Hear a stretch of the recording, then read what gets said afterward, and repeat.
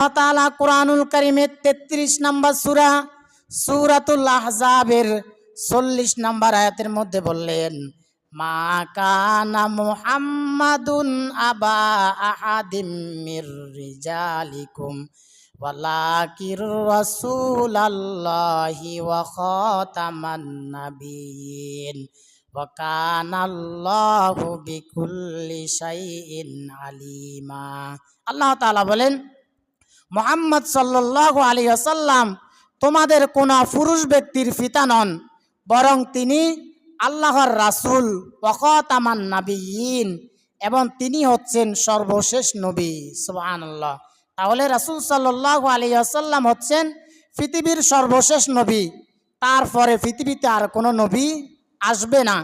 আবার নবীজি বললেন, আনা খাতামুন নাবিয়্যিনা লা নাবিয়্যা বাদি, আমি হচ্ছি সর্বশেষ নবী, আমার পরে পৃথিবীতে আর কোনো নবীও আসবে না, কোনো রাসূলও আসবে না। আবার অন্য হাদিসে নবীজি বললেন, লা নাবিয়্যা ওয়ালা রাসূলা মিন বাদি, আমার পরে কোনো নবীও আসবে না এবং কোনো রাসূলও পৃথিবীতে আসবে না। তাহলে কিয়ামতের এক নম্বর যে ছোট আলামত রয়েছে সেটি হচ্ছে রাসূল সাল্লাল্লাহু আলাইহি ওয়াসাল্লামের আগমন হওয়া এবং ওফাত হওয়া। এরপর কিয়ামতের 2 নম্বর আলামত হচ্ছে চন্দ্র দ্বিখণ্ডিত হয়ে যাওয়া। এই আলামতটিও প্রকাশ হয়ে গিয়েছে। বিশ্বনবী সাল্লাল্লাহু আলাইহি ওয়াসাল্লাম যখন দ্বীনের দাওয়াত দেওয়া শুরু করলেন, মক্কার কাফের মুশরিকরা তখন বলতে লাগলো, হে মুহাম্মদ, তুমি যদি আমাদেরকে আকাশের চাঁদটাকে 2 ভাগ করে দেখাতে পারো তাহলে আমরা মনে করব তুমি আল্লাহর রাসূল। তুমি যদি আমাদেরকে আকাশের চাঁদটা 2 ভাগ করে দেখাতে পারো তাহলে আমরা তোমার উপরে ঈমান আনব। নবীজি তখন মন খারাপ করলেন, নবীজি চুপ করে থাকলেন। আল্লাহ তাআলা তখন বললেন, হে আমার হাবিব, আপনি চুপ করে থাকিয়েন না, আপনি টেনশন করার কোনো দরকার নাই।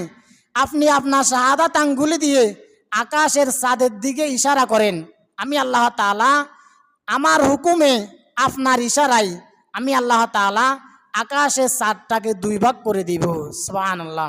নবীজি যখন তার শাহাদাত আঙ্গুলি দিয়ে আকাশের চাঁদের দিকে ইশারা করলেন, দেখা গেল আল্লাহ তাআলার হুকুমে আকাশের চাঁদটা সাথে সাথে 2 ভাগ হয়ে গেল। 2 ভাগ হয়ে যাওয়ার পর মক্কার কাফের মুশরিকরা নবীজির উপর ঈমান আনলো না। তারা বলতে লাগলো, মুহাম্মদ, তোমার জাদু তো এখন জমিনে নয়, তোমার জাদু এখন আকাশেও চলে। তাহলে কিয়ামতের 2 নম্বর আলামত হচ্ছে চন্দ্র চাঁদ দ্বিখণ্ডিত হয়ে যাওয়া। এই আলামতটিও প্রকাশ হয়ে গিয়েছে। এরপর কিয়ামতের 3 নম্বর আলামত হচ্ছে মিথ্যা নবীর আবির্ভাব হওয়া।